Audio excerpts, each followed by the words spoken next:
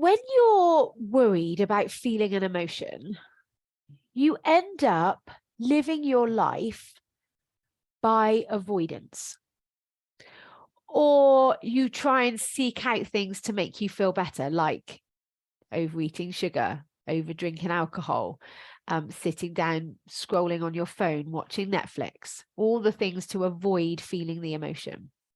Maybe you don't ask for a pay rise, you don't do that presentation, you don't talk to that person because you don't want to experience the nerves or the discomfort of doing it.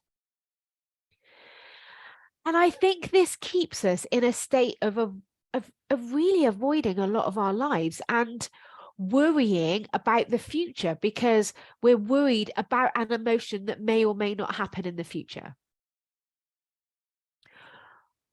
When you learn how to experience your emotions, how to process your emotions and release them, you realize that they're no big deal.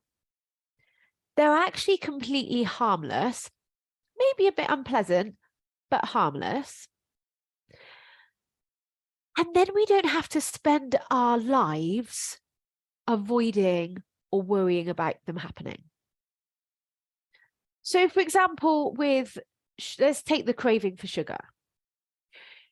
You might, or any craving in your life, you might not like that emotion. Generally, it's urgent. It's uncomfortable, so we respond to it and we eat or drink the thing.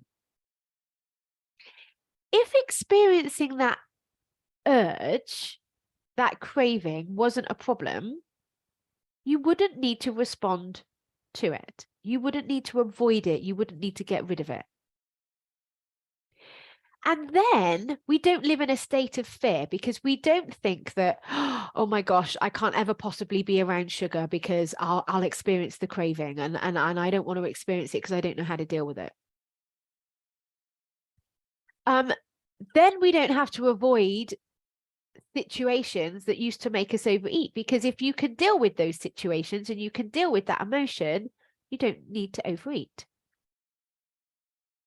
So I've really been practicing this recently with anxiety. So I've shared with you before, I wake up in the morning and I have this sort of sense of dread, this sense of anxiety. What I've learned is I have learned how to experience, process, and release that emotion.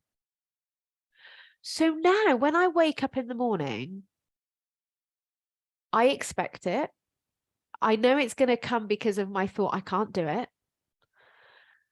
But what I now respond with is, I can handle it.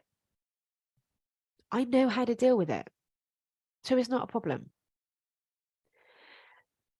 That actually reduces the anxiety in itself, because we get anxious about feeling anxious.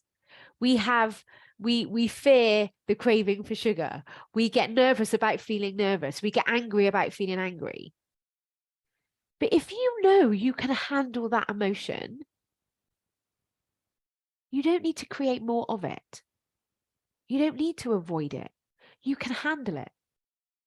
And when you know you can handle it, that gives you a huge amount of self-confidence. Because the worst that's ever going to happen in your life is an emotion. And if you're willing to experience any emotion, there is nothing in your life that you can't achieve, whether that's weight loss, whether that's career progression, whether that's relationships. It doesn't matter. Time management, money, it all comes down to that self-confidence and that ability to experience a negative emotion. And it's actually so much simpler than you think it's going to be. It literally is coming out of your head, going down into your body and labeling how you experience it in your body. Where in your body do you feel that emotion? Is it hot? Is it cold? Is it fast? Is it slow? Is it heavy or is it light? Does it move? And when you learn how to recognize that emotion, you learn to recognize it and fully experience it, there's a release and a peace on the other side. Versus like white knuckling, oh, that might work for a couple of days or even a couple of weeks, but it's not sustainable. Or responding to it, we feel like, especially with anger, we feel like when we release anger, then we're responding to it. That's a release of it. But that isn't a release either, because actually the emotion is driving you. But you could just simply come back to the start, experience the emotion, and it disappears. Research has proven that when you experience an emotion, truly experience an emotion and allow it to be present in your body, it doesn't last for more than 90 seconds. And in my experience, it doesn't even last 30 to 60 seconds. Very rarely, I think, has any of my strong emotions gone over a minute, because I surrender to it. I relax into it. I breathe, and then it disappears. It might come back the next time you have that thought, because it's the thought creating the emotion and your brain is always thinking. So it might come back the next time you think, oh, I just need something sweet. You'll experience the urge for sugar. Or I'm going to look stupid. You'll experience the nerves of presenting. They shouldn't have said that to me is going to create anger. So that emotion will be created again the next time you have that thought, but that's not a problem when you know how to deal with the urge. So people sometimes say to me, I was talking to a gentleman at the weekend, and he said, I could be really good for about 6 months. I could be really good. I don't need sugar. And then boom, I have one and I'm off. And my husband experienced this as well at the weekend. He had 2 what I affectionately call fuck it moments. So he was like, fuck it, I'm going to have some ice cream. And then, well, I had ice cream yesterday. Fuck it, I'm going to have ice cream again today. He felt really rubbish on the Sunday and the Monday. But understanding how you deal with that craving means that it doesn't matter that you're experiencing them again, because now you know how to deal with it. And this creates a huge amount of self-confidence. Learning how to experience your emotions, giving yourself permission to feel it, knowing that it's a vibration in your body, completely harmless and is not going to last, then it disappears. Then you don't have to be frightened of it. Then when you experience a craving, you don't have to worry about that, because you know how to deal with it. You don't have to avoid having cake in the cupboard or biscuits in the cupboard or your colleague bringing in donuts. You don't have to worry about any of that, because you know how to deal with it. So my invitation for you this week is to notice your emotions. You can do this with positive emotions as well. But if you notice, we allow positive emotions to be in our body and they don't last. But when we avoid the negative, we create more negativity.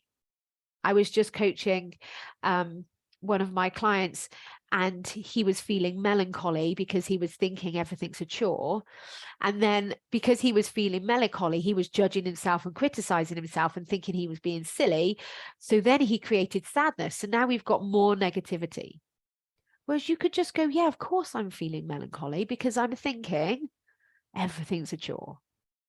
So when I think everything's a chore, I feel melancholy, and that's okay. You can respond to that with, I'm human.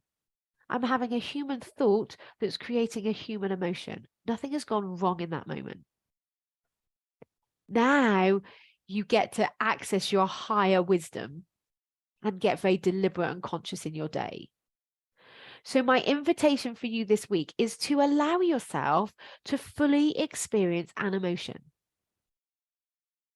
Allow yourself to relax into it. Allow yourself to immerse in it and breathe, and it will disappear. So this is very different to indulging or wallowing in an emotion. We don't want to do that. That's not helpful or productive. But allowing yourself to experience it, knowing it's harmless, is you getting your control. And the more that you do that, the stronger your self-confidence will grow. And if you need any help and you want to talk this through further, this is what I do.